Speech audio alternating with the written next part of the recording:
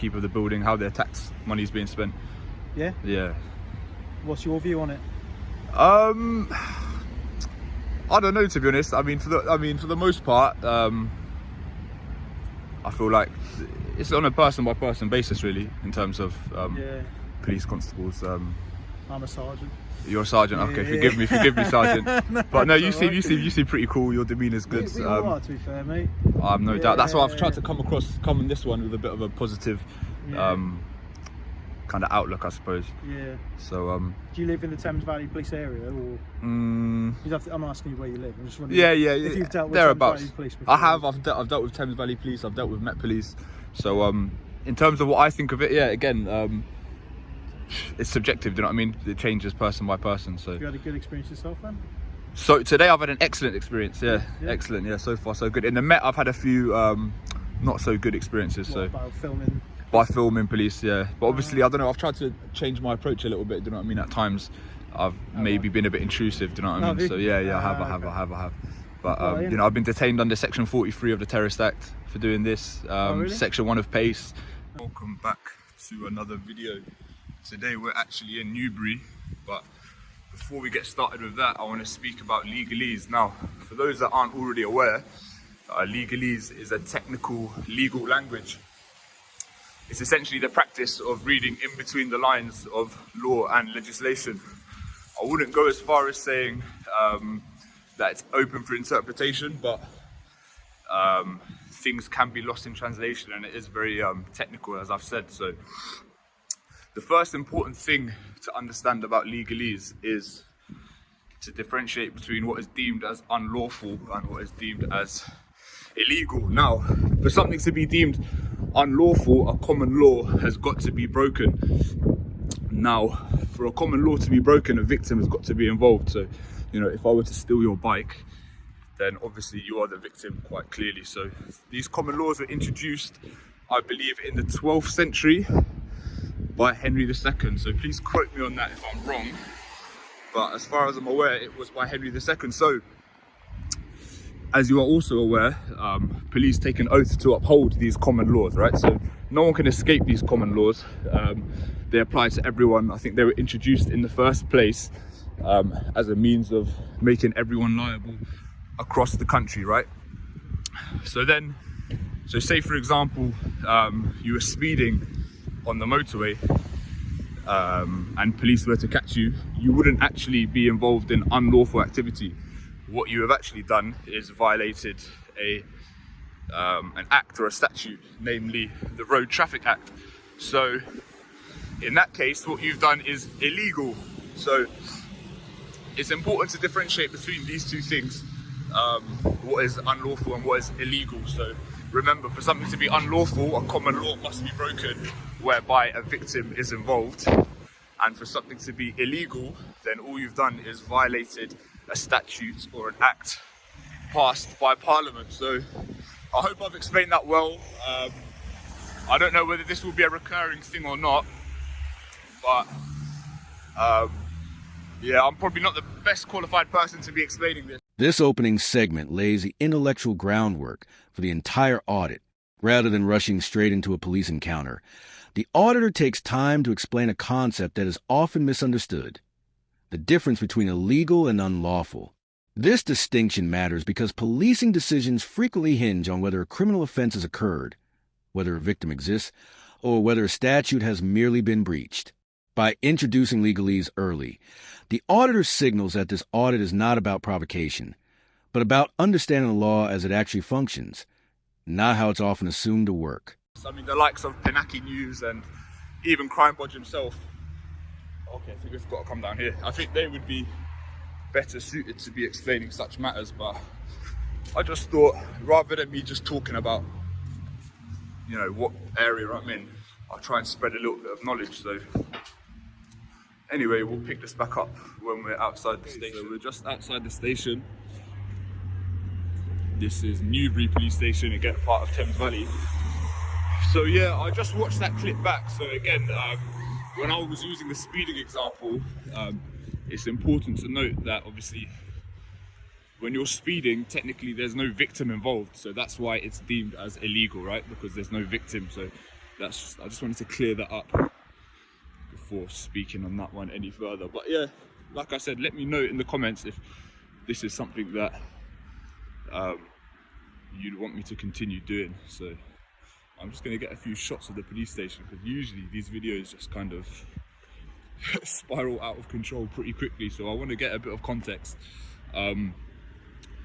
See, I'm not 100% sure if I can get through there, and again, I'm not really trying to antagonize anyone. Let's see what it actually says there. No fob, no entry. Okay, no problem. So yeah, in regards to how I want this to go, I really want to have a positive response today. I want to, you know, engage in some dialogue. And believe it or not, getting detained, it's exhausting. I mean, ask anyone, ask anyone that does these audits. Getting detained in itself is truly exhausting. I mean, I couldn't do 2 audits in quick succession, one after the other. There's no chance. It's extremely draining, mentally fatiguing. So yeah, I mean, this police station is pretty big, but we'll pick it up when we've got some activity, I reckon. I'm just gonna pick this one back up. Here, the auditors shift from theory to real-world application by arriving at Newbury Police Station. Importantly, intent is clearly stated. This is not an antagonistic visit, but an observational one. The auditor openly acknowledges a mental toll that repeated detentions can cause, something rarely discussed but deeply relevant to public accountability work. This segment establishes transparency, reasonable conduct, and a desire for a calm interaction, all of which become critical reference points if the encounter were to escalate later. Hello, you okay? No, I'm just filming. Yeah. Matters of public interest. Is that okay? Alright, thank you very much. Have a nice day. So far, so good. Good morning. I'm well, thank you. Yourself? Yeah, good mate. Good. Do you need help or are you alright? I'm just filming. That's fine. Just trying to promote that public photography isn't a crime. I'm not here for an argument or to antagonise anyone. Right, it's not a crime. Yeah. Just make sure you're right. So. Yeah, I'm all good. Yourself? Yeah. Good, It's excellent. warm, isn't it? It's a bit chilly. It's getting a bit warmer, Chilly? but I'm yeah. quite warm, I am. Are you? It must be them big muscles. Yeah, fair days. No, if you don't want any help. This is a textbook example of how first contact can go when both sides remain calm and professional. The auditor clearly states their purpose, filming in the public interest, while the officers respond without hostility or suspicion. No demands, no escalation, no misuse of authority. These early moments often determine the tone of an entire audit. And here, mutual respect prevents unnecessary friction. But it's fine. Yeah, it's all good. Feel Just free. seeing the you know, the upkeep of the building. Yeah. People are interested in this sort of thing. Are you from You know what I Newbury? mean? Or? Say that again, Are sorry. you from Newbury or you've I'm not actually from Newbury, no. actually travelled just to view the Yeah, that's right. That's right. People are interested in, you know, interactions with police officers. Like I said, upkeep of the building, how their tax money is being spent. Yeah? Yeah. What's your view on it? I don't know, to be honest. I mean, for the most part, I feel like it's on a person by person basis, really, in terms of Yeah. police constables. I'm a sergeant. You're a sergeant. Okay, Yeah. forgive me, sergeant.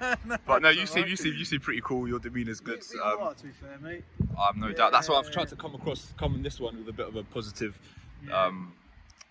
kind of outlook, I suppose. Yeah. So Do you live in the Thames Valley Police area, or I'm asking you where you live? I'm just wondering yeah, if you've dealt with thereabouts. Thames Valley Police before. I have. I've dealt with Thames Valley Police. I've dealt with Met Police. So in terms of what I think of it, yeah, again, it's subjective. Do you know what I mean? It changes person by person. So. Have you had a good experience yourself, then? So today I've had an excellent experience. Yeah, excellent. Yeah, so far so good. In the Met, I've had a few not so good experiences. What So about filming? by filming police, yeah. But obviously, I don't know. I've tried to change my approach a little bit. Do you know what I mean? At times, I've maybe been a bit intrusive. Do you know what I Have mean? you? So yeah, I have. But Oh, yeah. you know, I've been detained under Section 43 of the Terrorist Act for doing this. Really? Section 1 of PACE. Okay. Yeah, can you believe it? No, So it's this not isn't gonna- like a it's like not a. gonna happen today. Oh, well, I hope not. I hope not. And this is, you know, the people are interested in the positive reactions as well. So Are it's they? not just the negative Was ones. it for YouTube or something? Yeah, yeah. Fair dues. You know, I don't have too much of a problem with giving over some information because of. Oh no, I'm not going to say your name. I know. You can, but. Nah, not at all. Cool. I'll leave you to that. Okay, that will probably conclude it. To be fair, I don't think Nice you'll to meet send you, anyone else. And you, Have a good sir. day. Take care, mate. Okay, so I mean, as I just told the sergeant, that will conclude it really. This segment stands out because it moves beyond enforcement and into genuine dialogue. The conversation becomes reflective, discussing public perception, prior experiences, and the reality that policing outcomes often depend on individual officers rather than the institution alone. The auditor remains honest about past negative encounters, while acknowledging professionalism where it exists. This balance is crucial for credibility and shows that accountability cuts both ways. My opinion of it, you know what I mean? I couldn't really prepare for that question, but ultimately my opinion is, I mean, again, it is all on a person-by-person basis, do you know what I mean? We need to shed light on those constables or sergeants that are doing a good job as well. So, you know, he was extremely positive. I think even if I was going there being intrusive, just by his positive, friendly kind of demeanour, there's only one way that interaction could have gone. But in future videos, I'm gonna keep going with this kind of approach, because at least that. As the interaction naturally concludes, it's clear that nothing further is required from either party. No detentions, no demands for identification, no misuse of stop and search powers. This segment quietly reinforces an important point. When lawful activity is respected, audits don't need drama to be effective. Sometimes, a non-event is the strongest evidence of proper conduct. We can say that it's a fair trial. Do you understand? When the variables are fixed, we can get a proper assessment of which policemen or which police women are acting, you know, unlawfully and whatnot. So yeah, again, I think there's no need to stand around there. I kind of wanted a positive reaction anyway, just to make this a bit more comprehensive in its entirety. So that's Newbury Police Station. I hope you enjoyed, and let me know what you think down below. This final reflection ties the entire audit together. The auditor acknowledges that positive policing deserves recognition just as much as misconduct deserves scrutiny. By keeping variables consistent, calm demeanor, lawful filming, transparency, the audit becomes a fair test of police behavior rather than a confrontation. The takeaway is clear. Accountability doesn't require hostility, and professionalism on both sides leads to clarity, trust, and better outcomes for the public.